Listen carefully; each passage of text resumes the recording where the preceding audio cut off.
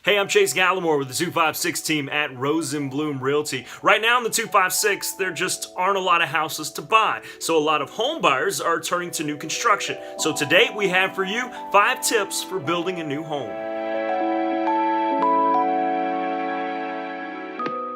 Tip number 1.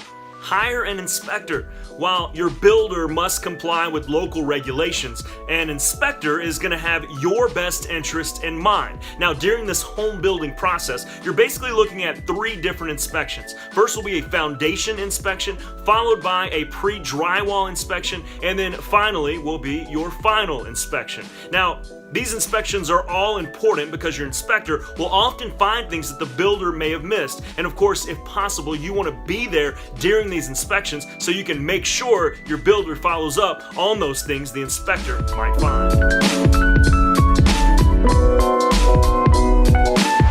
Number 2, look for builder incentives. Now, the great thing about building your own home is you get to pick out certain design elements. For instance, if you want a certain kind of countertop, or if you want to build a nice covered patio off the back of your house, those are indeed options. Now, the thing is, those little changes begin to add up. Now, some builders offer incentives to help you reduce that bottom line. So do your homework. Make sure you know what kind of incentives your local home builders are offering.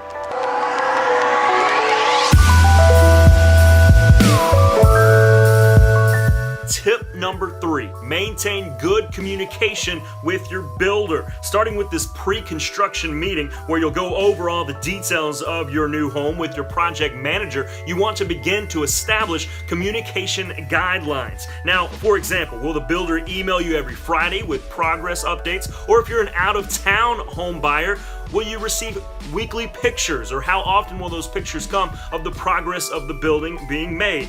Can you call your builder? If so, how often is acceptable for their standards of practice? Of course, all this needs to be hashed out up front so you can maintain that good communication.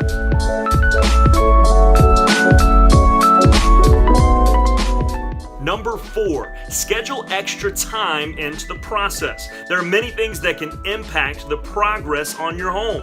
One of those things is weather, especially this time of year. Of course, rain can delay the pouring of a foundation as well as any other necessary steps at the beginning of construction. Snow can freeze pipes, and we do get it sometimes here in the 256. So most builders already have a 1 to 2 week buffer built into their timeline, but it's important to keep in mind to add a little extra time into the process.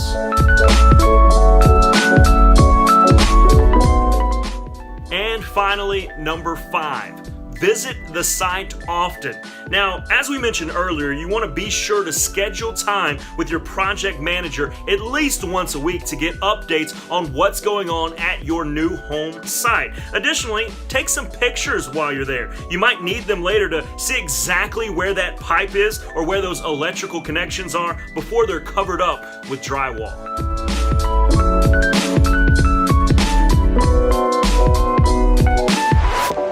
So here's the bottom line. Watching your home come to life is a wonderful experience. Now, if you are ready to put your current home on the market and see what type of new construction options are out there, let's get together and discuss your options.